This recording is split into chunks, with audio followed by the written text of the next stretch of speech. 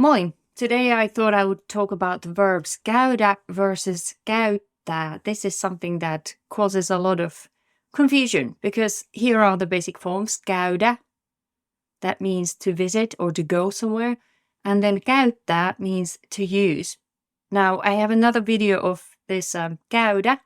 So it's not as simple as I just said. It means other things as well. Have a look at the video here if you are interested. But in this video, we're just going to talk about these very simple examples. Käyn kaupassa joka päivä. This is käydä. And in the first person singular, it's käyn. Could be minä käyn kaupassa joka päivä. I go to the shop every day. I go shopping, basically. I go shopping every day. But then this käyttää. Minä käytän or käytän farkkuja joka päivä. I wear jeans every day. Literally, I use jeans every day. But I translated it, I wear in English because that makes more sense. So, if you look at these, here, you don't have this D at all. Käyn, and I'll show you the conjugation in a bit in other persons as well. Käyttää, you will have this T. So it's a bit longer. So here's the conjugation. Käydä, to visit or to go. Minä käyn. Sinä käyt. Hän käy. Now here we don't have anything. Hän käy. And that's, of course, I go, you go, and he or she goes.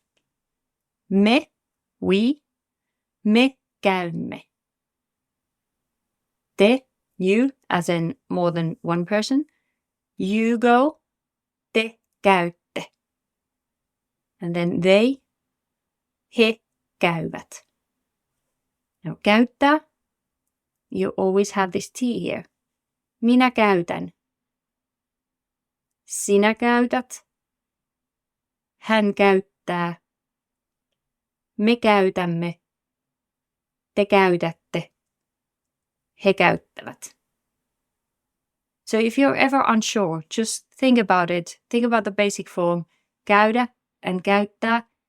The one that means to go or to visit, it never has this D. Okay, here it has a T, but that's because it's the second person singular. But it's not actually part of the stem of the verb.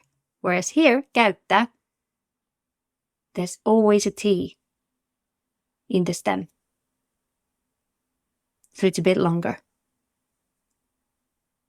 Like I said, there's a video about käydä, and write me a comment in the comment section if you have any questions. See you in my next video. Moikka!